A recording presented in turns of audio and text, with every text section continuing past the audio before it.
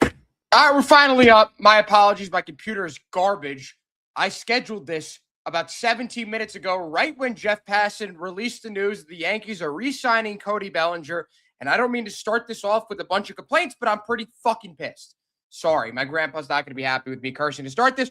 But what's up, everyone? Bryce Gelman here, talking about the news that Cody Bellinger is re-signing with the New York Yankees. I've got a lot of takeaways from this, and I'm gonna start here because I tweeted this out, but this was my first thought when I saw the deal. I saw how long the contract is for. This is a terrible look for Scott Boras. I mean, this is terrible. He went into the offseason with an absurd ask. 7 years for Cody Bellinger? Someone who might be at the end of his prime? A guy who hasn't had an amazing season in, 4 or 5 years? Yeah, he's a 5-WAR player last year, but do you think he deserves 7 years? So I'm glad that he didn't get what he was asking for. Scott Boras looks terrible in this situation. Bellinger gets 5 years. He's got opt-outs after the second and third year. He gets a $20 million signing bonus, and he's got a no-trade clause. So he still gets a lot. He still gets a lot, but he doesn't get what Scott Boras was asking for, and I think that that's a terrible look for Scott Boras. Bellinger still gets a great contract here.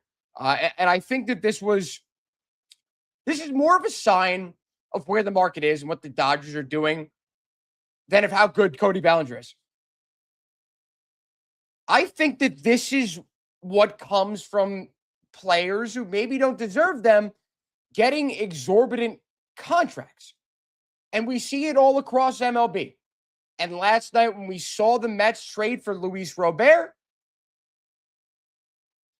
Robert, whatever the hell his last name is, I'll learn it now. But whenever they traded for him last night, you knew that the Yankees would probably get Bellinger, or maybe the Blue Jays.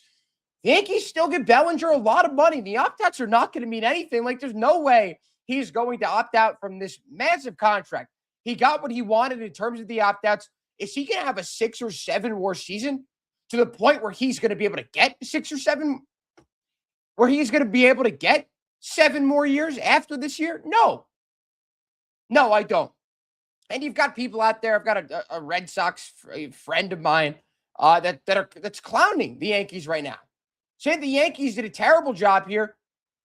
People were going to criticize the Yankees if they got him or if they didn't. And they got him. When you looked at that lineup without Cody Bellinger, you saw a lineup that probably wouldn't even be able to compete in the AL East, much less compete for a World Series. The Yankees needed Bellinger, and they brought him back on it's a massive contract. It is. And I think that time will tell whether it's an overpay, but as of right now, it's a massive overpay. I'm not going to mince words, but the Yankees gave him what he wanted in terms of AAV or near it. He came out and wanted $37 million a year over 7 years, which is idiotic. And again, I started this with lambasting Scott Boras, and he didn't get what he wanted here. You kind of realize as time goes on, after what happened with Jordan Montgomery and Blake Snell a couple of years ago, that Scott Boras maybe doesn't have the pull that he used to. Yeah, he could still get the best players in MLB a lot of freaking money, but in terms of guys who are, I wouldn't say middle of the road, but in terms of guys who are good at baseball, no one is denying these players are not good. Guys who have value, they don't get what Scott Boras asked for them. And maybe it's just it's a negotiating tactic. Like, he comes out, tells the Yankees, tells the Mets, tells the Blue Jays, this is what I want for my client. This is what I want for Cody Bellinger. And maybe those teams drag their feet and then eventually, not necessarily give in, but those teams give a counteroffer. Boras says, hey, my client will never take that deal. And then eventually takes the deal when one of the teams backs off of negotiations. Let's go to some comments. I usually wait, but Brian Cashman legit bitch smack Scott Boras. I wouldn't say that. I wouldn't. I think that Boras is the loser in all this. He still got his client $30+ million a year. A guy who was on a 1-year prove-it deal before the season. Wellesley says, glad they got him, but this is a terrible offseason. They've done nothing to improve this team from last year. 100%. 100%. And I'm not here to rain down on people's parade. I'm not here to Spider Sammy says, get a job. How about you get a job? You're on my live stream right now. Uh, it's a terrible offseason. You look at what killed the Yankees in the postseason last year, and that was, of course, postseason hitting. The pitching was fine. The pitching shouldn't be relied on to win like that. When your bats are that cold, it is impossible unless pitching is top of the line. Unless guys are going out there and twirling gems on a game-by-game basis. And it's unfortunate that we saw some very solid performances. Cam Schlittler, which eventually ended up meaning nothing. They won the series against the Red Sox, and I think no one will forget that. But in the grand scheme of things, not getting out of the ALDS was a disaster. No matter what the Yankees want to say, and nothing will change. Nothing will change. I'm reacting to this here, and again, I'm not here to discourage you from watching the Yankees. I'm not here to discourage you from being excited about this signing, but I think when push comes to shove, this organization has not done enough to compete with the Dodgers, and no one is able to. No one has billions and billions of dollars like the Dodgers do. But the Yankees are no longer the Yankees. We saw that last year when they lost out on Juan Soto to their crosstown rivals. It is hard for me to get as invested into baseball with what the Dodgers are doing and with how the Yankees spend their money and how frugal they are. They had no choice but to re-sign Cody Bellinger. They didn't. You don't, then you potentially have the worst lineup in the AL East, sans the Baltimore Orioles, who have a solid lineup as well. The Yankees were never going to be in a position not to compete for a World Series, but to compete for the playoffs if they didn't have Cody Bellinger. And you could say what you want about the pitching staff, the bullpen, no guarantees there. The starting rotation, especially when Garrett Cole comes back from his injury from Tommy John. When Carlos Rodon, listen, he's a solid 4 or 5 guy. They overpaid him. What are you going to do? Nothing you can do about that. But when those two guys return, the Yankees have one of the best rotations in MLB. But that was not what killed them in the postseason last year. Was it as good as we expected? No. But was that what their Achilles heel was? No. It was the Trent Grishams of the world, the regular season merchants, Bellinger, Jazz, all of these guys just failing to perform in the postseason, especially when you get your best output from Aaron Judge ever in the playoffs. You finally get production from Aaron Judge in the postseason, and everyone shits the bed. Bringing Bellinger back returns them to status quo. It returns them to the place they were last year. Not good enough. Not good enough. But they had to do this. They had no choice. If they didn't do it, fans would be all over Brian Cashman. And rightfully so. January 21st. Pitchers and catchers report in less than a month, and I am not excited about this Yankee season. I wasn't excited about last year, and that turned out to be a pretty valid sentiment going to the season, with them losing in the ALDS in pathetic fashion. Wellesley also says Hal is content with being a loser. Unfortunately, that's what will always hold his team back. Of course, he doesn't love baseball. He's too business-minded. He's looking at everything from a macro view of how can I make money? And they bring in the most revenue in MLB. I think the Dodgers like 1A and Yankees 1B. I think the Yankees are number 1. Apex says I would include Dominguez or Jones plus Heel or Warren for that trade. I'm assuming you're referring to Freddie Peralta. They really left them no choice. They have to make a big splash. The Yankees need to clean house. It's never going to happen. They announced the Belly deal right in the middle of it's hilarious. That's very funny. Respect to the Yankees for that. Is it pink? Crazy comment. Hal is banking on there being a salary cap after the lockout, which is insane. Listen, I'm not denying that's the case, but as the owner of the New York Yankees, what are we doing? What are we doing? If there's any team that shouldn't want a salary cap, it's the Yankees. The big, bad, evil empire Yankees, who are not that anymore. That is not what they should be referred to, and they're not. It's the Dodgers. The Dodgers have assembled one of the best teams in MLB history on paper. Their lineup is insane. Their starting rotation is insane. Their bullpen is now insane. It's disgusting how good they are. And that's why it's hard for me to get excited about an MLB season. And I'm just not speaking for myself here. I think I speak for the majority of MLB fans. And listen, you could be a fan of the Pirates, you could be a fan of the Reds, you could be a fan of the Marlins, all these teams that don't spend. I get that. You're yearning for a salary cap, a salary floor.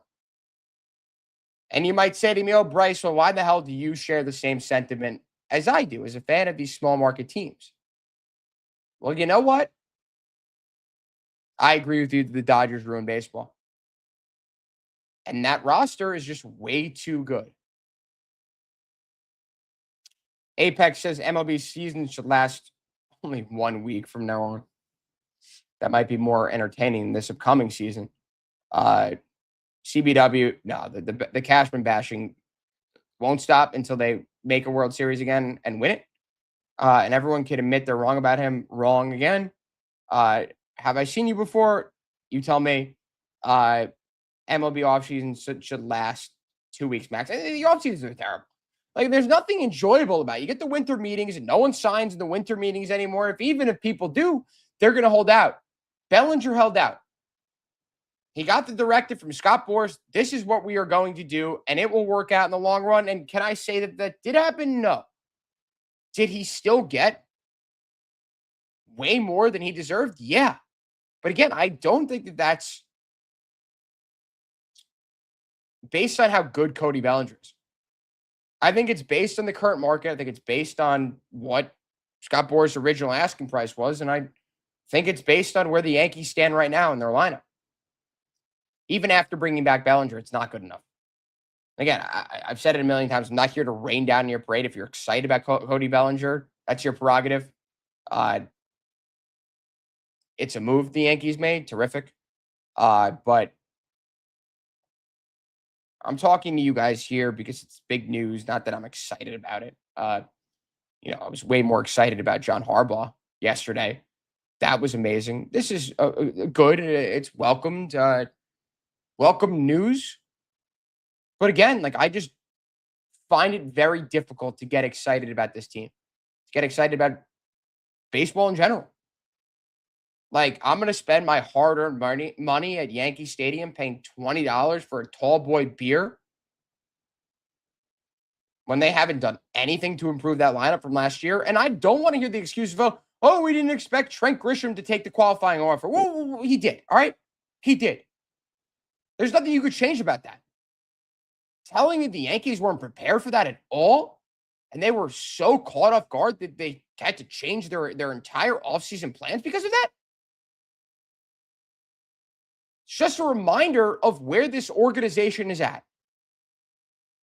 And I know I'm beating a dead horse. If you've watched me, if you listen to my Yankees conversations, I define what the Yankees do on a yearly basis as insanity. Doing the same thing over and over and over again and expecting different results. They're running it back yet again. Aaron Boone, Brian Cashman, same lineup. They do not have what it takes to go up against the Dodgers. Like, sure, they might, get past the Blue Jays now. Not even saying now. The Blue Jays got better and the Yankees just stayed the same. And the Yankees got showed up by the Blue Jays in pathetic fashion. So you may ask me, Bryce, why aren't you on here? You aren't excited. Well, I just outlined it for you, but to sum it up again, this is an overpay. No matter what you want to say, it had to happen, but it's still an overpay. Two things could be true at the same time. Like, there's just no happiness involved in this sport, especially with how good the Dodgers are. And if you're a Yankees fan, like, I feel bad coming on here and with this reaction. Like, I just am not thrilled. I'm not like moved by this. It's good that it happened. If they didn't bring him back, it would have been a disaster. But they are holding on to, they're hoarding these prospects that, I mean, look at what we expected from Jason Dominguez. 5-tool player, power from both sides of the field. And what the hell has he been? What has he been? A massive disappointment. And a guy that the Yankees refused to put in trades. Spencer Jones is now that guy. He's an older guy with 25, 26. Doesn't seem like he's going to be coming up to the majors in the big leagues anytime soon, especially with Bellinger patrolling center field or left field again. You still got Judge. You still have to play Stanton at DH, which just kills this team. It would be a lot easier if you could play Judge or if you could put him at DH.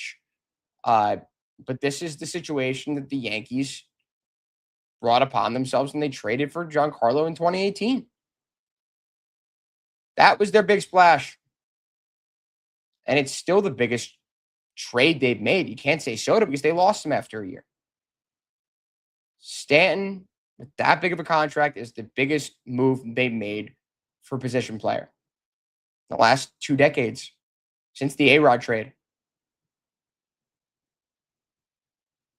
This team is inherently flawed. A couple of years ago, it was 2 right-handed. Now it's 2 left-handed. And man, I'm happy that the Yankees did it, but I'm not happy that it's as big of an overpay as it is.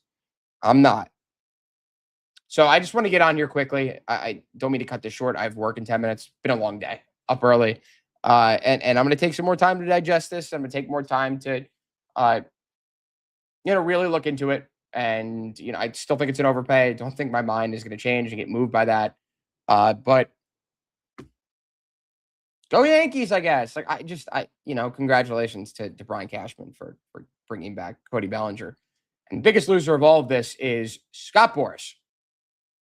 Once again, not getting what he wanted for a player that's not a top player in the league, an MLB. So thanks everyone for tuning in. Sorry I cut this short. Been doing a lot of content on the Giants. More Knicks coming up, and Yankees pitchers and catchers report in a month. Oh, terrific. I will talk to you all very soon. Thanks for tuning in. Goodbye, everyone.